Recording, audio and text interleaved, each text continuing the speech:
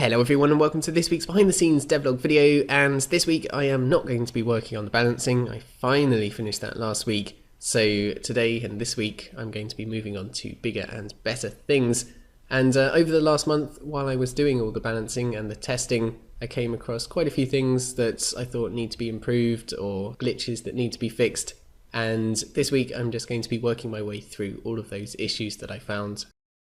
So the first thing that I've been working on today is a few things that I thought the UI could display a bit better, some more information it could give to the user about certain things. So for example, in the species information UI, in the preferred biome section, it now also shows you if the species can live in no biome at all, so that's barren land. And the second thing that I've been doing, one of the possible requirements for unlocking a new species is a diet requirement. So an animal might need to be eating a certain type of food in order to unlock the new species, and I thought it would be good if the current diet of the animal was shown in the entity pop-up GUI. So to do this, I now keep track of the last 5 things that the animal's been eating, and it then displays the thing that it's been eating the most.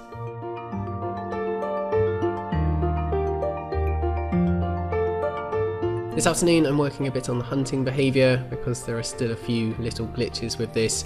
So for example, you can see the fox hunting some chickens here, and there's a problem here where it goes into the water, and also when it picks up the meat and carries it back to its home area, you can see that it's not quite holding it in its mouth. So just a few little glitches that I need to fix here. Just been doing a little bit of work on the in-game tasks, and I have now finished adding all of the tasks into the game, so you can see the completed task tree here. And obviously I can always add more tasks in the future, but I think this is a good amount for now.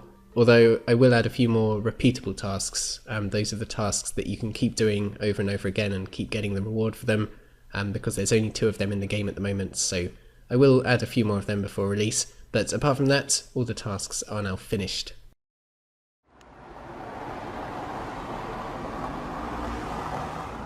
Wednesday morning, and today I'm going to start off by doing a few more UI fixes. There are a few instances that I found where content was overflowing out of the panel. So for example, here in the tasks, if you click on one of the later tasks when they're locked, it shows you all of the tasks needed that you need to complete first to unlock this task, and because there are so many, they overflow out of the panel. So I'm going to fix that first.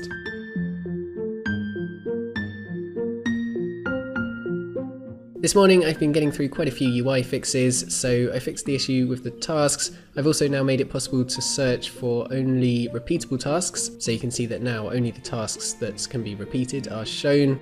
I also fixed an issue with the shop where it was remembering which page you were on even when you swapped worlds, and then in the new world it might not have that page in the shop yet, and therefore the game would crash, so I fixed that.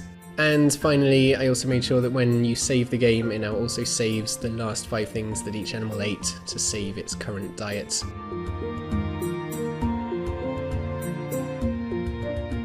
Back to work after lunch now, and this afternoon I want to implement the feature with the turtles that I talked about last week, which is allowing them to hide in their shell when a predator comes close.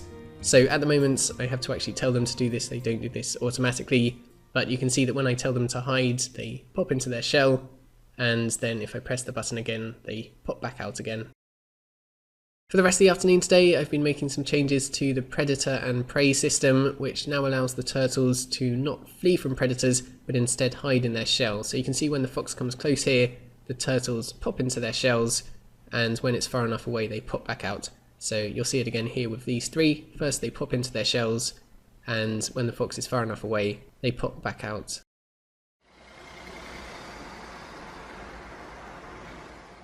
Good morning everyone, it is Thursday morning, and today I've got a completely full free day of development coming up. I've got lots to do, I've got a whole list of stuff that I want to get through, and I'm just going to be working through it all as fast as I can.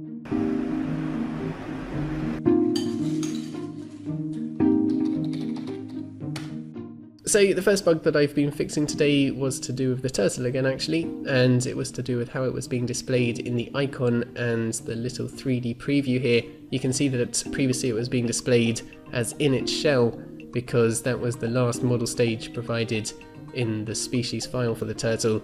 So I've now added an override option so that I can specify which model stage should be shown in these previews, instead of it just automatically taking the last model stage.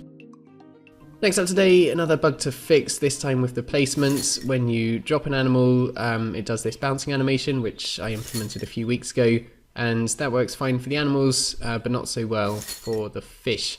Obviously it looks a bit weird with them bouncing in the water, so I've been working on fixing that. I had a few issues along the way, but that's all sorted out now, and as you can see, when you drop a fish into the water, it makes a nice splashing sound and then floats down to the height that it wants to swim at. Finally this morning, one last glitch that needed to be fixed, this time to do with movement, specifically the movement of the birds and the bees. And previously they were able to fly under the water, which obviously is not particularly realistic, so I worked on fixing that, and as you can see, that is now working properly. So I'm just going to stop for lunch now. I don't think I've got any food in the flat at the moment, so I think I'm going to have to make some pasta.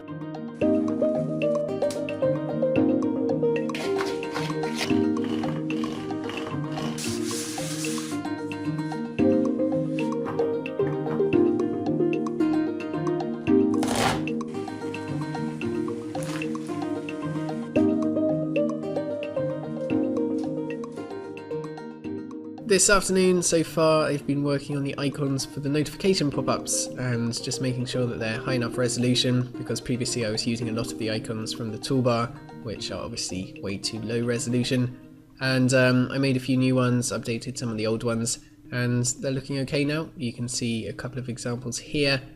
So now I need to go to the shops quickly to get some food for dinner, but when I'm back I've got a few more bugs and fixes to work through.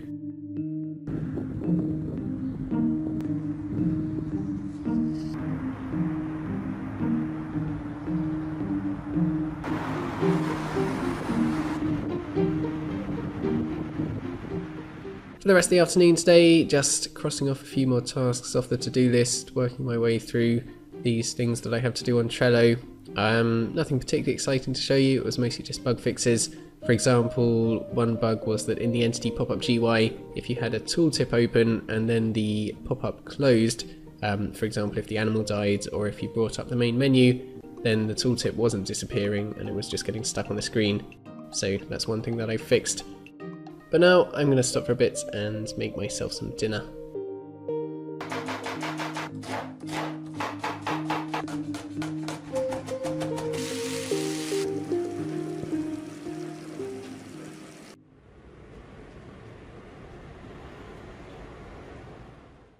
So it is Friday morning, and that is actually going to be it for this video, unfortunately, because tomorrow I'm going off to Wolfsburg, so I need to get all the editing done today. Next week I'm going to be working on the audio system, which I'll hopefully finish next week as well, and that is actually the last big update that I have to add into the game before release, so that's exciting. Before I finish, I need to give a big shout out to the top Patreon supporters from last month, who were Timothy Gibbons, Crazy Rusky, Wolfgang, Dylan Thompson, Benjamin Fuller, Alexander Chavez, Daniel Thean and Josh Gill. So a massive thank you to you guys and everyone else supporting me on Patreon.